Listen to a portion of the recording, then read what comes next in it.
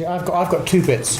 I've got a couple of slides on epilepsy, because that's been my home ground over the last 25 years, and then a bit more on the clinical strategy of the hospital and where we think the hospital's going over the next 20 years.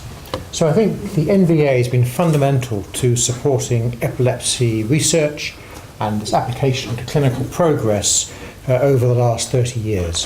First example is imaging. Similar to the images that Neil showed us, the creation of 3D multimodal images allows us to define precisely where the epilepsy is arising from. In this case, from the right side of the brain, shown in those red spots. It allows the surgery to be planned to avoid damaging eloquent areas, such as the dark blue part, which is the optic radiation that Neil mentioned earlier, the part that carries vision from the eyes to the back of the brain. Avoiding damaging that avoids affecting vision, which would stop the person from driving. So that's been a huge step forward in making surgery for bad epilepsy more available and safer.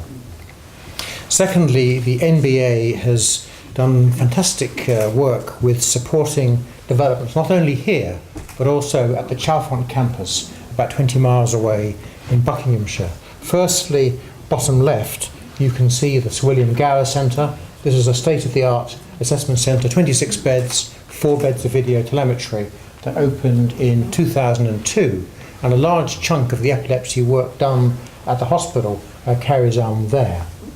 To the right-hand side of it, you can see the edge of the MRI unit that was built in 1995, and top right, you can see the clinical research centre that was opened just a year ago, 2,000 square metres of new space, both clinical and research. And a key part of that is on the left-hand side, just to the side of the entranceway, there were 4 new clinic rooms that will be used and are being used for clinical activity that, if you like, is part of Queen Square. So this is part of the concept of developing Queen Square at. This is really Queen Square West. So there are clinics there, there's facilities to do neurophysiology, state-of-the-art brain imaging with a new 3T scanner, psychology and psychiatry, and we can gradually build this as a Queen Square West diagnostic hub serving West London and the M40 corridor. And as key part of the work that's going on there that the NBA supported has been the functional genetics, and there's a large DNA storage facility as part of the research labs there. So very grateful to the NBA for that. Let me now change gear and move from my background in epilepsy through to my clinical director role for the hospital. And over the next few minutes, just give you a snapshot of the clinical strategy that we've created over the last year, and the 20-year vision for what the hospital will be doing, and the role of the NBA in realising this vision. So I'm going to describe to you briefly the highlights of our 20-year vision for the clinical services here at Queen Square. This strategy, of course, underpins the future development investment that is needed, and key to this has been a very extensive consultation exercise that many of you in the room were involved in, with over 70 specialist groups in the hospital, at the RL HIM, the Institute of Neurology and Great Ormond Street. And I think key to our strengths is the integration of the clinical service with the state-of-the-art research, and also the recognition that children with neurological disease grow up, and as they're surviving longer with severe needs, we need to be able to cater for these folk when they reach adulthood. So the context that we're in are that neurological conditions, you've heard some of the metrics about dementia and so on, have a major impact on health and social care, and long-term conditions cause great disability, and the patient needs are often very complex, often with complex comorbidities. And currently, we have no known cures for the most common conditions, for example, dementia, epilepsy, and MS. So there's a huge and significant opportunity for us to improve outcomes by developing novel methods for diagnosing disease early on, before irreparable harm is done, and then devising and implementing treatments for these conditions. So where's our place? Where does Queen Square sit in the sort of national in the national architecture of neurology. We're on the left-hand side, and you'll see that by a long chalk, this is the biggest neurology and neurosurgery centre in the country. The next, at 10,000, is Salford in Manchester, the Greater Manchester Neuroscience Centre, and you'll see the other ones coming a way down. So we're certainly the biggest, and of course it goes without saying, at the best. Where do our patients come from? Well, in round terms, about a third of our clinical clientele come from north central London, and about 1/3 come from the rest of London, and 1/3 come from the rest of the UK, and about 1% come from outside the UK, other countries. So our challenges, well, there's been a 79% growth in the clinical activity, both inpatients and outpatients, over the last 5 years, and that growth continues. There are important changes in the population, important demographic changes. There are more adolescent survivors, both children who survive the neonatal period with a neurological catastrophe, and children surviving with conditions such as muscular dystrophy, as Mike was describing to you. And at the other end of the age spectrum, as Nick Fox was describing, there's a greater elderly population who have a high incidence of dementia and also complex comorbidities. We have very active research at the Institute of Neurology and with the Biomedical Research Centre. But this is in the economic context of decreasing health budgets and the fact that we're facing a 4% annual deflation of the money the NHS commissioners pay us to do our work. Now, there are big changes in neuroscience commissioning, and this brings us large opportunities. We can we need to put in place new models for care, for example, the neuro-response scheme for dealing with multiple sclerosis, and we have significant restrictions on the infrastructure we have available, and we need to train tomorrow's leaders, both clinicians and scientists. So our vision is to improve the clinical outcome and quality of life for every individual with a neurological disorder.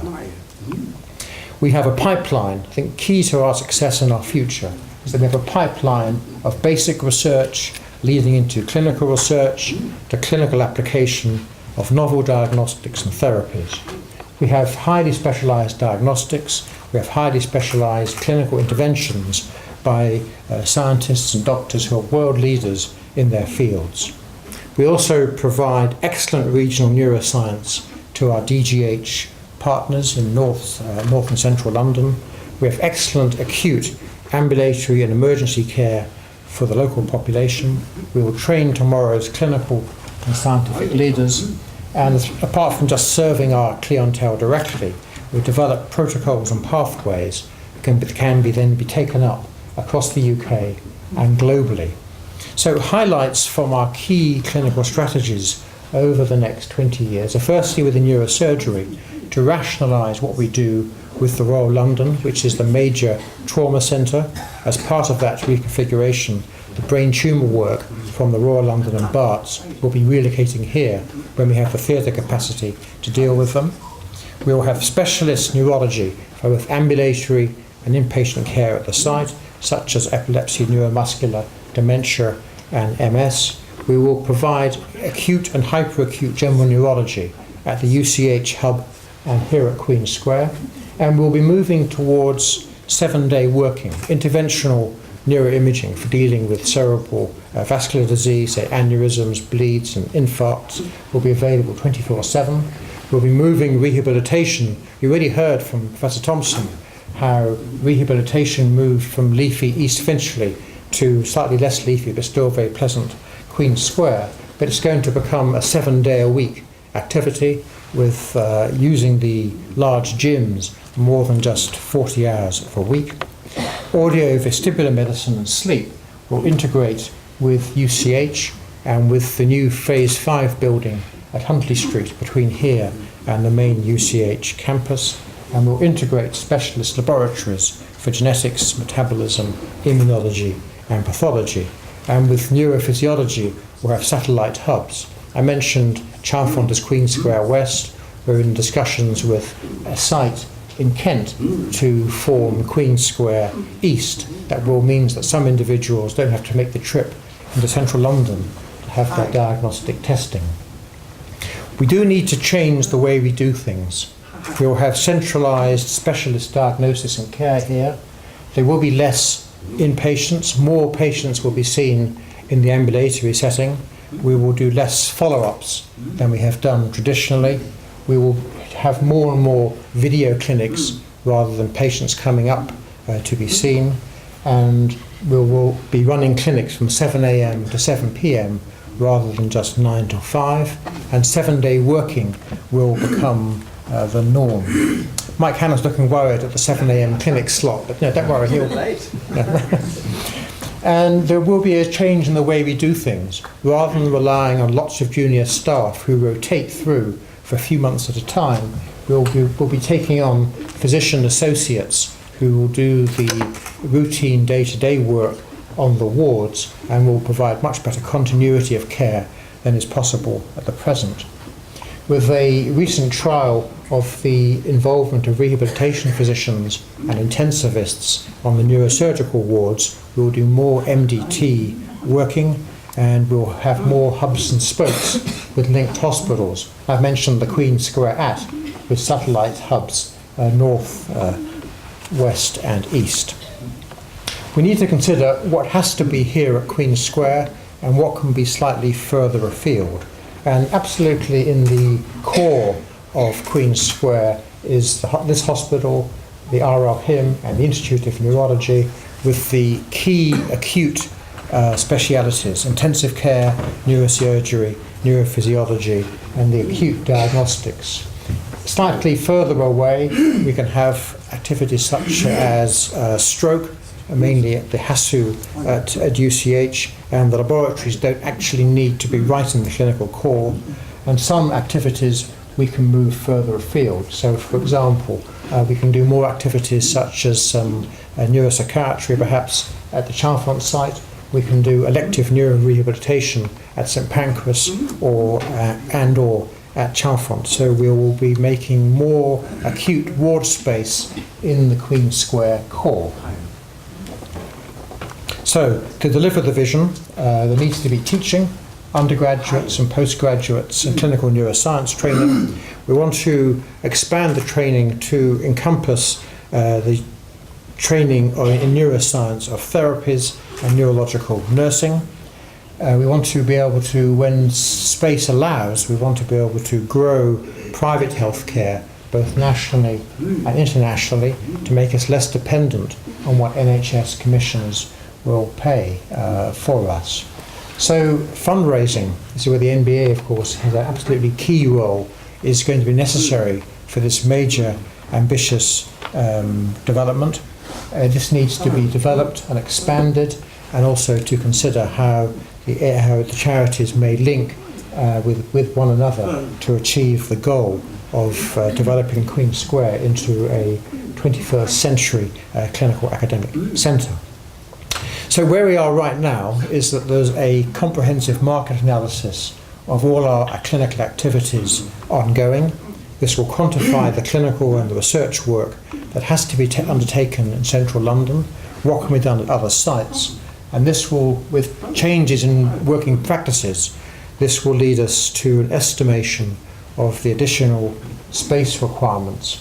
Now this will be done, of course, done in close liaison with UCL for redevelopment of the Institute of Neurology, and this will then lead us to develop a 20-year state strategy to identify the opportunities and the challenges so that we can deliver the clinical vision.